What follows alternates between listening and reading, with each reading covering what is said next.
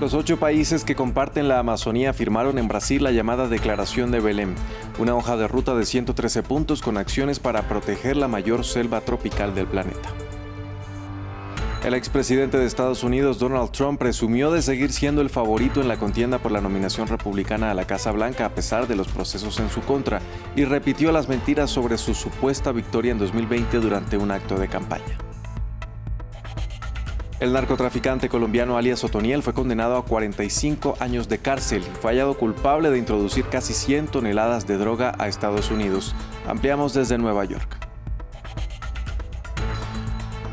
Hola, bienvenidos a las noticias del continente americano en France 24. Los saluda Andrés Mesa Muñoz. Empezamos en Brasil. Los 8 países que tienen en su territorio parte de la selva amazónica adoptaron la Declaración de Belém, un acuerdo para proteger la selva considerada el pulmón verde del planeta. No obstante, ambientalistas consideraron que no contiene acciones concretas. Veamos el informe de Amal Penotman. Un logro en la cumbre amazónica en Brasil. Los jefes de Estado y de Gobierno de la Organización del Tratado de Cooperación Amazónica adoptaron la Declaración de Belém. El texto establece una nueva agenda de cooperación destinada a salvar la mayor selva tropical del mundo. Entre sus 113 puntos figuran el lanzamiento de la Alianza Amazónica para combatir la deforestación, así como la creación de mecanismos financieros para el desarrollo sostenible y la cooperación contra los crímenes ambientales. Los líderes regionales se reúnen convocados por el presidente brasileño Lula da Silva, que ha hecho de la lucha por salvar la Amazonía una de las prioridades de su presidencia.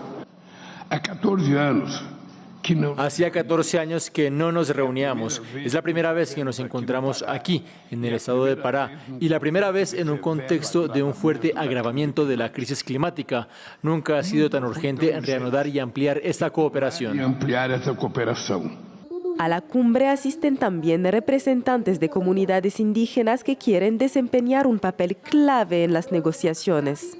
No es un pozo petrolero la selva, no es una mina de oro la selva. Para nosotros es nuestro templo, para nosotros es nuestra casa, es nuestro supermercado, es nuestra escuela, es la casa de nuestros espíritus. Por eso pedimos a los grandes líderes mundiales también, no solo los presidentes amazónicos que tienen que hacer un trabajo fuerte en el territorio a la conservación. Para los participantes, esta primera cumbre en la Amazonía desde 2009 es un paso crucial hacia la protección de la naturaleza. En Estados Unidos, el expresidente Donald Trump alardeó de sus resultados en las encuestas que lo siguen perfilando como el favorito a convertirse en el candidato del Partido Republicano para las elecciones presidenciales. Esto pese a que enfrenta varios líos judiciales. El exmandatario dijo que basta un caso más en su contra para terminar de favorecer sus aspiraciones a la Casa Blanca. Hasta ahora enfrenta el caso de soborno a la actriz porno Stormy Daniels, el mal manejo de los documentos clasificados y sus presuntos intentos por revertir el resultado de las elecciones de 2020. Hoy también desestimó los resultados de dichos comicios. Estos números increíbles son la razón por la que el torcido Joe Biden ha hecho de la justicia un arma. La ha tomado como arma. Ha hecho algo que nadie había pensado, pero hablaban de eso. Nadie hasta este punto ordenó a su oponente político. Yo, que me arrestaran, un arresto en medio de una elección presidencial que Biden está perdiendo terriblemente. Él dijo, estoy por debajo de Trump en las encuestas. Vamos a arrestarlo, a procesarlo, a arrestarlo. Let's indict him and arrest him. Uno de los narcotraficantes considerados como más peligrosos y que era el más buscado del mundo fue condenado este martes en Nueva York. El colombiano Dairo Antonio Usuga, alias Otoniel, deberá pagar 45 años de prisión por narcotráfico tras ser hallado culpable de introducir casi 100 toneladas de droga en Estados Unidos. Los detalles nos los entregaba previamente nuestra corresponsal en Nueva York, Mamen Sala.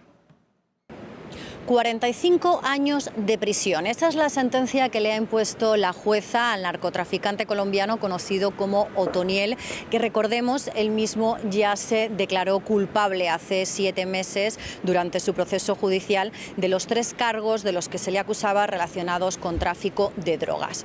La jueza, durante la lectura de la sentencia, ha dicho que nunca había visto una actividad de narcotráfico de esta envergadura en Estados Unidos, no ha hecho hecho caso a las disculpas, no ha aceptado las disculpas de Otoniel y tampoco ha aceptado esa versión de sus abogados, de los abogados defensores, que decían que Otoniel había cometido estos delitos porque venía de una familia pobre y porque de niño había sido víctima del reclutamiento forzado. Ella misma se ha puesto de ejemplo. La jueza ha dicho que el venir de un entorno difícil durante tu infancia no justifica ningún tipo de delito y ha dicho: yo también tuve una infancia difícil porque me crié en el barrio del Bronx. Antes de conocer su sentencia, Otoniel se ha dirigido a la corte, ha vuelto a reconocer que es culpable de los delitos de los que se le está acusando, ha pedido perdón a sus propios padres, al gobierno de Estados Unidos y también a las familias de sus víctimas. Además, ha lanzado un mensaje para los jóvenes colombianos. Ha dicho: no sigáis mis pasos, el conflicto armado es algo que debe quedarse ya en el pasado. De momento, Otoniel permanecerá en un centro de detención en Brooklyn hasta que se decida exactamente dónde va a cumplir, en qué prisión va a cumplir esa condena de 45 años. Miles de habitantes de Puerto Príncipe, en Haití, salieron a las calles para protestar en contra de la violencia en aumento. Denuncian el olvido por parte del Estado y piden al gobierno garantizar su seguridad. La embajada estadounidense informó del cierre de sus instalaciones en Puerto Príncipe luego de que se reportaran disparos en sus alrededores. El informe es de William Gazú. Vehículos quemados en las calles de Puerto Príncipe. Miles de habitantes de la capital haitiana, con el rostro cubierto para proteger su identidad, salieron a la calle para protestar en contra de las violencias de las pandillas. Las protestas bloquearon unas de las avenidas más concurridas de la ciudad. La policía disparó gases lacrimógenos para dispersar a los manifestantes. No podemos dormir, no podemos hacer nada. Han asesinado a un policía. Exigimos justicia para él y otros policías. Hace 4 meses que estamos luchando. No podemos salir de casa y dormir en la calle. Los habitantes de Puerto Príncipe piden a las autoridades que garanticen la seguridad. La vida de los haitianos se ha visto alterada por la incesante violencia de las pandillas. Después de unos meses de una aparente tregua como consecuencia de operaciones policiales que empezaron en abril, las acciones de las bandas aumentaron en las últimas semanas. Hoy estoy en la calle porque, como joven que vive en el barrio de Carrefour-Feuille, no podemos seguir viviendo así. Los demás barrios ya están controlados por las bandas, pero nosotros luchamos y no vamos a abandonar a Carrefour-Feuille. El gobierno tiene que decir algo antes que empeore. La gente está abandonando sus casas.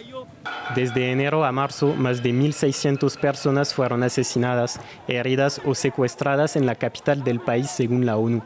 Un aumento del 30% en comparación a los últimos 3 meses de 2022. El lunes, UNICEF también reportó un aumento alarmante de raptos de mujeres y niños. Y en Venezuela hay incertidumbre entre los miembros de la comunidad LGBTI tras el arresto y posterior liberación de 33 personas apresadas en un bar gay y acusadas por las autoridades de delitos como ultraje al pudor, asociación ilícita y contaminación sónica. Ahora muchas de ellas decidieron adoptar un perfil bajo frente al temor de ser criminalizadas. El informe es de Jorge Hurtado. Como volver a las sombras, el activista Julio Nuño frecuentaba un sauna en Caracas hasta que sus familiares le pidieron no hacerlo.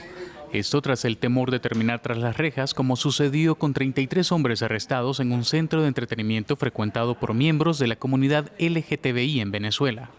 Tú vieras los mensajes por las redes de estos de los 33. Deberían dejarlos presos, ojalá se mueran, no merecen la vida, la Biblia dice hombre y mujer. Según la ONG Provea, tras el arresto los hombres fueron expuestos y sometidos al escándalo público por su orientación sexual. Pero el operativo también abrió el debate público en uno de los países más atrasados en la región en el reconocimiento de los derechos a la diversidad sexual. Ha tocado vivir ciertos momentos de discriminación y de violencia que uno también ha naturalizado, ¿no? Y que ha permitido a lo largo del tiempo por el mismo prejuicio, la misma normalización, ya sea del machismo, ya sea de la homofobia, de los errores de concepto que uno hereda, ¿no? Y el prejuicio que uno hereda de las crianzas de nuestros padres y de nuestros abuelos. El escándalo por el arresto hizo que la Fiscalía prometiera solicitar el sobreseimiento del caso y una investigación a los policías que participaron en el controversial operativo, aunque aún no hay avances concretos. La Corte Interamericana de Derechos Humanos pidió al gobierno de Nicolás Maduro cumplir con los principios de igualdad y de no discriminación. En Venezuela, los miembros de la comunidad LGTBI tienen prohibido donar sangre y el matrimonio del mismo sexo tampoco está permitido, entre otras restricciones. Hasta aquí este informativo. Gracias por acompañarnos.